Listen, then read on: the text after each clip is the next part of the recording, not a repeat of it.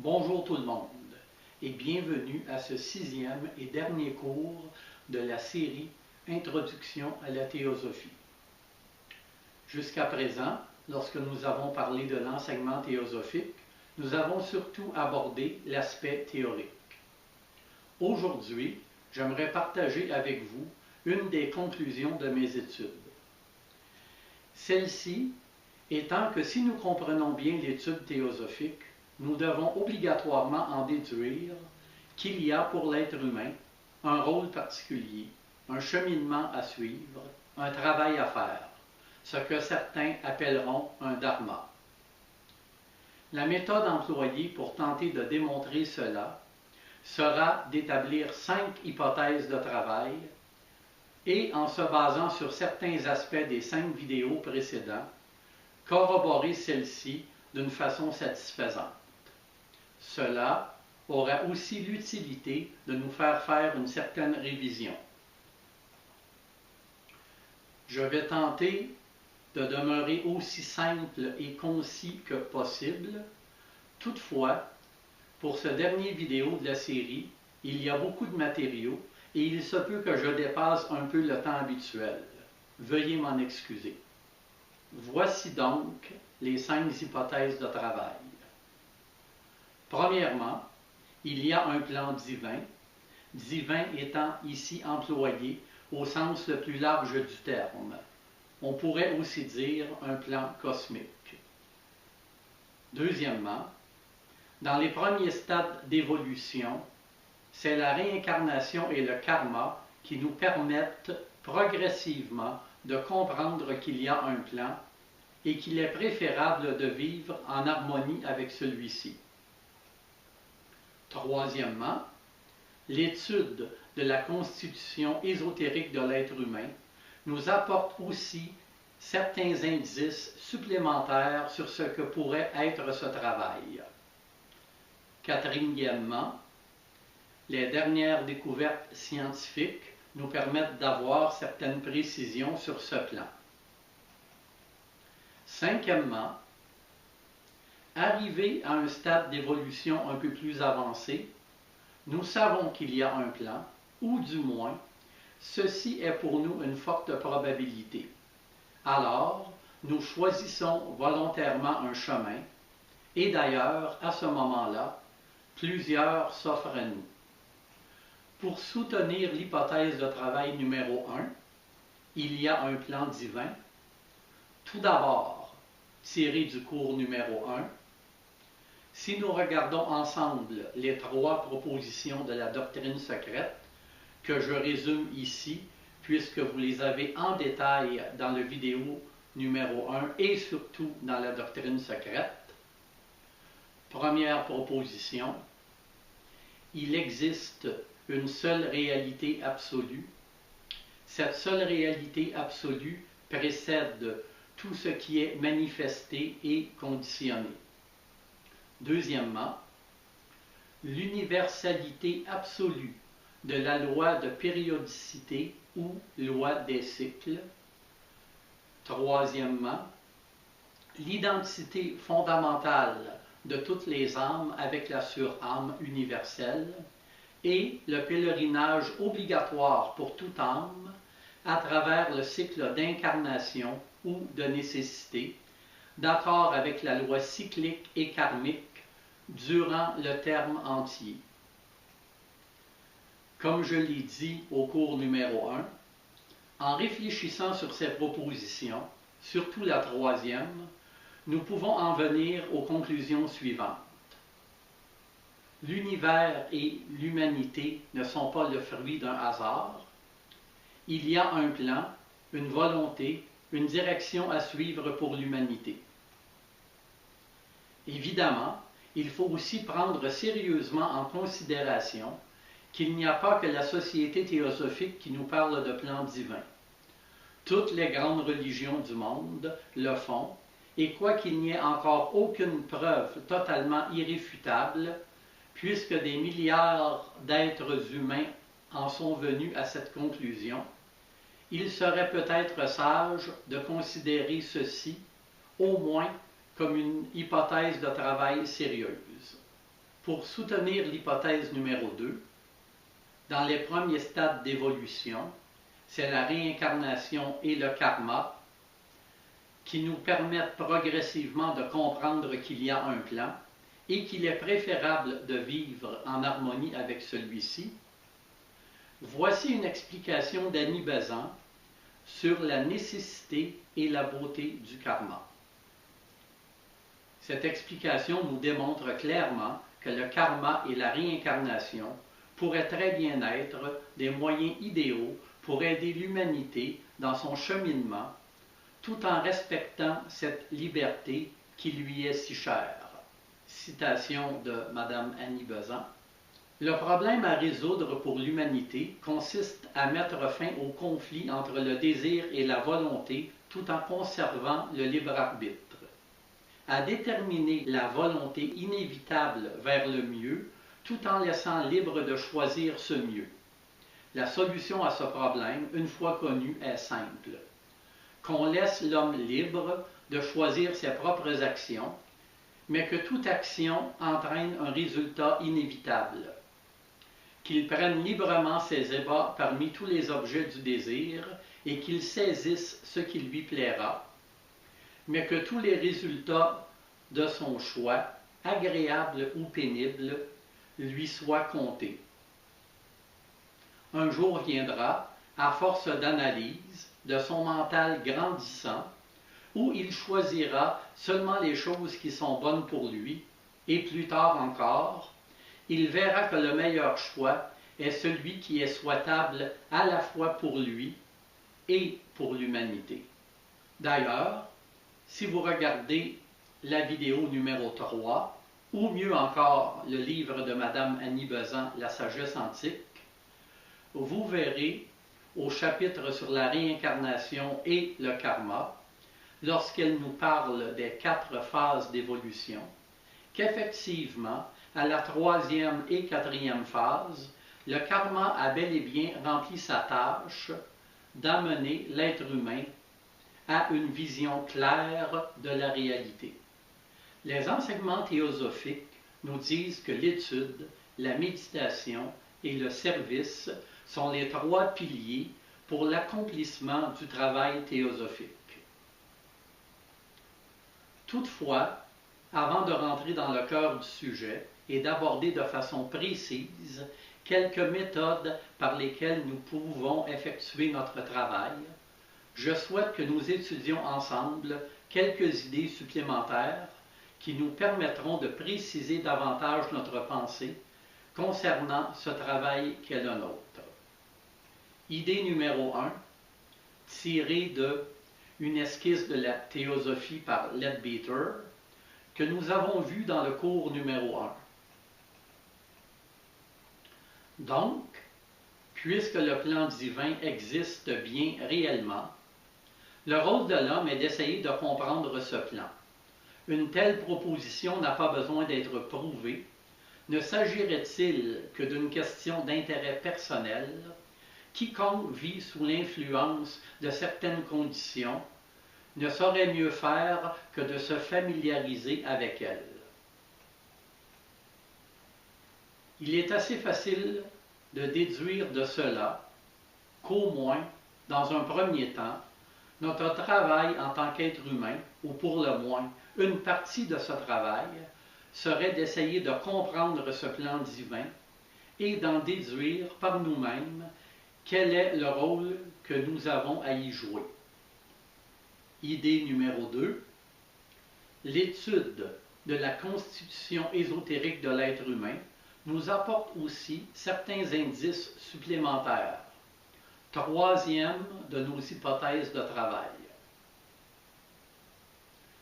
En étudiant la citation tirée de La généalogie de l'homme par Annie Besant, ceci pourra apporter quelques intuitions en ce qui concerne notre travail en tant qu'être humain sur Terre. Début de la citation.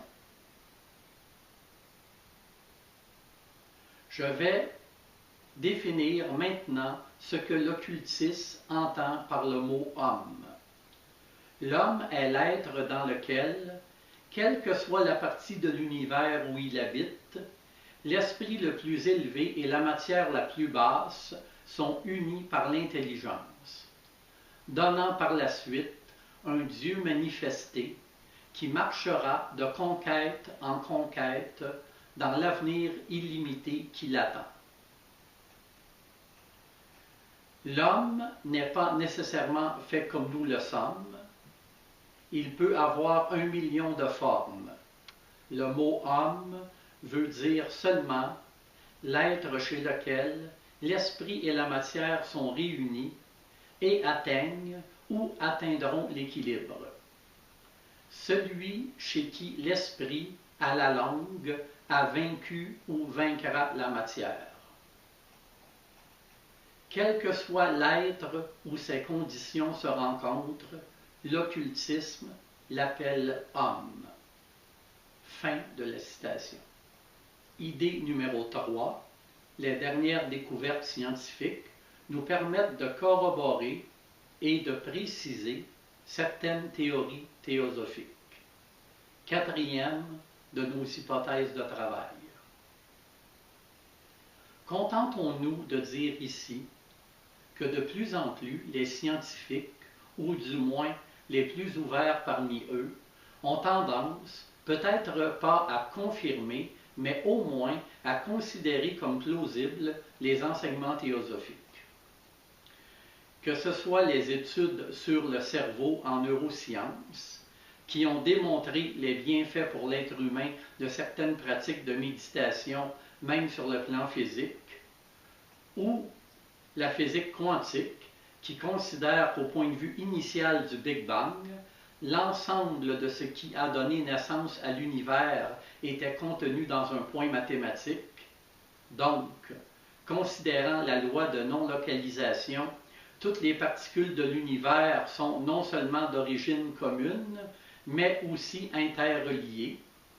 Autrement dit, lorsqu'il se passe quelque chose avec une particule, une autre ou toutes les autres sont affectées. Ce qui correspond, jusqu'à un certain point, aux études théosophiques qui parlent de fraternité universelle et d'interdépendance. Tout ceci est encore vague, mais de tous ces aspects, nous pouvons déduire, entre autres, qu'il y a un plan et que nous devrions mieux le connaître. Que nous sommes un pont entre l'esprit et la matière et que cela a peut-être un lien avec notre travail en tant qu'être humain. Autant d'un point de vue théosophique que scientifique, il semblerait que l'humanité ne fait qu'un et qu'il n'est pas séparé, comme cela le semble lorsqu'on regarde les comportements actuels. Alors, ce travail, entre autres, pourrait être d'amener graduellement l'humanité à comprendre et surtout à agir en tant que fraternité ou en tant qu'unité. Une unité toutefois faite de diversité. Nous pourrions élaborer bien longtemps sur le sujet et approfondir davantage. Toutefois, je crois que nous avons un bon point de départ et que nous sommes prêts à considérer les aspects plus pratiques et particuliers. Allons-y avec la 5e hypothèse de travail. Maintenant que plusieurs d'entre nous avons dépassé les premiers stades de l'évolution et que nous sommes arrivés à un stade un peu plus avancé, nous savons qu'il y a un plan, ou du moins, ceci est pour nous une forte probabilité. Alors, nous pouvons choisir volontairement un chemin pour contribuer de façon plus efficace à ce plan. Et d'ailleurs, à ce moment-là, souvent, plusieurs possibilités s'offrent à nous. Les enseignements théosophiques nous disent que l'étude, la méditation et le service sont les 3 piliers pour l'accomplissement du travail théosophique. Je vais donc ici vous parler très brièvement et de façon assez générale de 4 chemins, ce qui pourra peut-être vous inspirer à suivre un de ces 4, ou mieux encore, à trouver le vôtre. car, quoiqu'il soit sage de regarder ce qui existe pour s'inspirer, il arrive à un moment où le seul chemin véritable, nous devons le suivre seuls. Nous aborderons aujourd'hui 4 de ces chemins. Évidemment, il y en a bien d'autres, également valables, mais je me suis limité à ces choix. Premièrement, la mystique chrétienne. Deuxièmement, le noble sentier octuple. Troisièmement, le Raja Yoga. Quatrièmement, les formes préliminaires de méditation, par exemple la méditation pleine conscience et la cohérence cardiaque, bien connue des Occidentaux. Tout d'abord, la mystique chrétienne. Je donne ici une synthèse hyper réduite, car quoique cette pratique ait ses origines en Occident, paradoxalement, ma connaissance du domaine est plutôt limitée. La mystique chrétienne, née dès le début du christianisme, offre une démarche de purification visant à atteindre l'état d'union avec le divin. Sa pratique comporte 7 degrés. 1. Lire. 2. Réfléchir sur les contenus de la lecture. Ouverture de l'intelligence. 3. Remémorer, similaire à la récitation des mantras. 4. La méditation. 5. L'ouverture du cœur. 6. La contemplation, être dans la présence. Et 7. L'union avec le divin. La démarche consiste à purifier tous les véhicules de l'homme pour atteindre cette union qui est la pleine conscience incarnée du divin en nous. Procédons maintenant avec le Raja Yoga et le noble sentier octuple. Évidemment, encore une fois, il est facile de déduire qu'il serait compliqué, dans un cours d'introduction, de parler de façon très significative du noble sentier octuple et du Raja Yoga, puisque tous les deux ont pour but ultime le samadhi, que l'on pourrait définir de façon simpliste comme l'illumination transcendantale. Toutefois, dans un premier temps, si nous regardons les premières étapes de ces deux chemins, on y trouvera des corrélations intéressantes. On remarquera par exemple que l'éthique semble un prérequis incontournable autant dans le Raja Yoga que dans le noble sentier octuple. Si on compare les 5 préceptes du noble sentier octuple avec les 5 observances de Yama Niyama, première étape du Raja Yoga, donc les 5 préceptes, 1. Ne pas détruire la vie des êtres sensibles. 2. Ne pas prendre ce qui ne nous appartient pas ou ce qui n'est pas donné. 3. Ne pas commettre d'inconduite sexuelle. 4. Ne pas dire de paroles fausses ou inexactes. 5.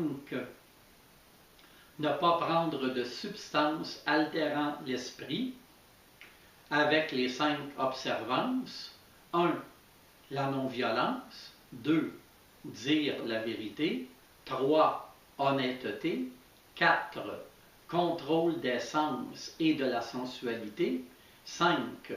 Non-possessivité par rapport aux biens matériels. Il est facile d'y remarquer des similarités évidentes. On peut en déduire aussi qu'il n'est pas souhaitable de poursuivre ces chemins sans tout d'abord avoir atteint une certaine maîtrise de soi en ce qui concerne l'éthique. Tous les systèmes de formation sérieux s'accordent d'ailleurs sur cela. On nous prévient effectivement que certaines pratiques mal préparées peuvent être d'un grand danger, non seulement pour le pratiquant, mais aussi pour son entourage. Bien sûr, cela ne veut pas dire qu'il ne faut pas suivre ces chemins, mais il est important de bien le faire et de s'assurer que les premières étapes sont maîtrisées jusqu'à un certain point avant de passer aux suivantes. Faisons ensemble un survol des étapes du noble sentier octuple. Après avoir pris conscience des 4 nobles vérités, première, pour l'ensemble de l'humanité, la vie est souffrance. Deuxième, l'origine de cette souffrance est le désir, la soif de vivre et toutes les passions. Troisième, la cessation de la souffrance est possible par la compréhension ou l'identification à la réalité ultime. Quatrième, l'octuple sentier nous conduit au Nibbana, à cette réalité ultime. Toutefois, la simple connaissance du noble sentier n'est pas suffisante, il faut le suivre et s'y tenir. Alors, une ligne de conduite ou une méthode de travail nous est proposée. 8 étapes, certaines reliées à l'éthique, d'autres à la discipline mentale ou à la méditation, et finalement d'autres reliées à la sagesse. 1. La compréhension juste. 2. La pensée juste. 3. La parole juste. 4. L'action juste. 5. Le mode de vie juste. 6. L'effort juste. 7. L'attention juste. Prise de conscience de la réalité. 8. La concentration juste. J'insiste sur le fait que les renseignements donnés ici sur le noble sentier, ainsi que sur le Raja Yoga, peuvent à peine être qualifiés d'un résumé. J'espère toutefois qu'ils vous donneront l'envie d'approfondir par vous-même ces sujets. Vous remarquerez, en approfondissant, que les termes employés peuvent varier d'une école de pensée à l'autre, et que les mêmes termes ont parfois une signification différente d'une école de pensée à l'autre. Le chemin spirituel demande en effet un discernement constant, car quoique la plupart des auteurs soient pleins de bonne volonté, il est presque impossible de formuler une idée abstraite avec des mots concrets et en garder l'authenticité. Ayant clarifié ceci, poursuivons avec le Raja Yoga. Ici encore, on procède en 8 étapes. La première, yama, les observances morales envers les autres. Nous en avons déjà parlé. La deuxième, niyama, ou règles de vie par rapport à soi-même. 5 étapes, la pureté, le contentement, l'austérité, l'étude de soi, de sa véritable nature et des écritures sacrées. Et 5, l'abandon au suprême. Après niyama, la troisième, asana, la posture. Quoiqu'il existe un système de yoga basé sur la posture, une science en soi, avec un nombre impressionnant de postures ayant tous un rôle important et bienfaisant pour la santé physique et autres, contentons-nous de dire que pour le débutant, désirant pratiquer la méditation, la posture assise, avec le dos droit, la tête bien droite, pas inclinée ni vers l'avant ni vers l'arrière, est une position qui favorise une bonne circulation d'énergie et la méditation. La respiration, 4e étape. Comme pour la posture, nous retrouvons ici plusieurs méthodes élaborées et efficaces pouvant avoir des effets bénéfiques sur notre être lorsque bien pratiquées.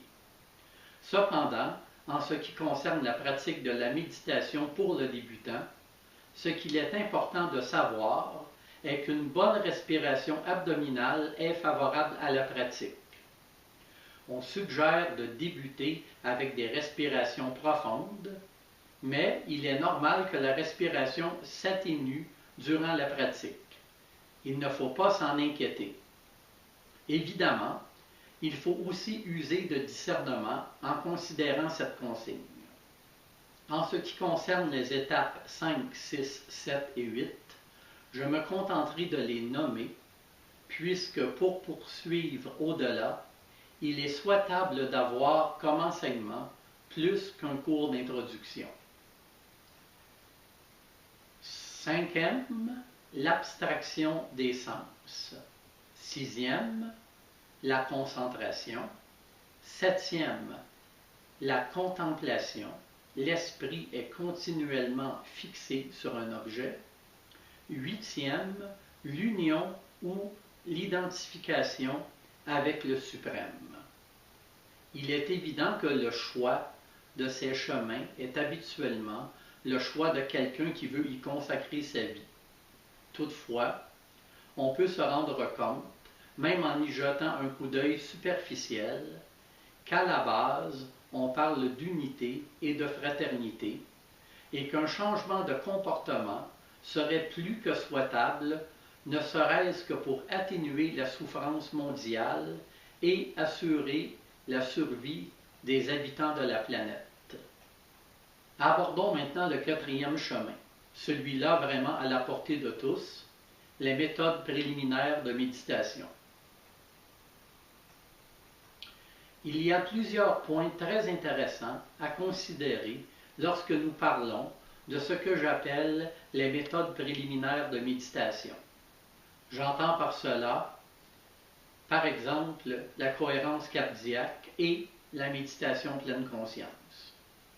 Premièrement, pour tous ceux qui ont certaines réserves concernant la spiritualité, ces méthodes sont de plus en plus approuvées par la science et même enseignées dans les universités. La mise en pratique de ces méthodes est simple et facile. Dans certains cas, il suffit de 5 minutes par jour et les instructions sont d'une telle simplicité qu'un enfant de 6 ans peut les mettre en application sans difficulté. Troisièmement, en ce qui concerne la personnalité, ces méthodes ont été prouvées efficaces pour diminuer le stress, la détresse, la dépression et aussi pour améliorer la santé cardiovasculaire. Finalement, tout en étant excellentes pour améliorer notre santé en tant que personne, elles sont aussi efficaces en tant que méthode spirituelle pour nous faire prendre conscience de l'unité. En effet, la pratique de ces méthodes apporte des résultats significatifs pour équilibrer le fonctionnement de l'hémisphère gauche et droit du cerveau, ceci ayant entre autres pour effet de nous faire prendre conscience de la réalité. Pour ceux qui désirent en savoir un peu plus sur le travail de l'hémisphère gauche et droit du cerveau et de ses effets sur notre perception de la réalité, je vous suggère fortement cette vidéo sur YouTube, la conférence de la neuroanatomiste Jill Bolte Taylor. Je n'ai pas trouvé la traduction française, toutefois il y a des sous-titres et je suis certain que vous trouverez ces 20 minutes des plus intéressantes. Concluons maintenant ce sujet en révisant les 3 piliers pour l'accomplissement du travail théosophique, l'étude, la méditation et le service. L'étude nous permet de comprendre qu'il y a un plan et nous fournit des méthodes pour y collaborer de façon efficace. La méditation, améliorant le discernement et la concentration, nous permet d'approfondir notre compréhension. Elle nous permet aussi de transmettre des idées abstraites des plans plus élevés aux plans plus accessibles à la majorité de l'humanité actuelle. Ainsi, l'idée de fraternité universelle devient de plus en plus d'actualité. Aussi, la méditation harmonise le fonctionnement de l'hémisphère gauche et droit du cerveau améliorant ainsi notre habileté à prendre conscience de la réalité. Tout ceci nous amène au service. Car, à quoi bon toutes les belles théories s'il n'y a pas d'action? Quoiqu'il est vrai que l'action peut se faire autant sur les plans mental, émotionnel que sur le plan physique, il n'en demeure pas moins que le service effectué sur le plan physique sera toujours d'une importance capitale. Toutefois, s'il est vrai que tout service est bon, lorsque conscientisé par l'étude et la méditation, il devient encore meilleur. Nous sommes arrivés à la fin de ce cours. J'espère vous avoir apporté assez d'informations pour prendre des décisions éclairées, ou du moins pour vous guider dans l'approfondissement de vos recherches. Comme toujours, vous pouvez me laisser vos commentaires à l'adresse courriel de ce site. Merci de votre écoute et au revoir.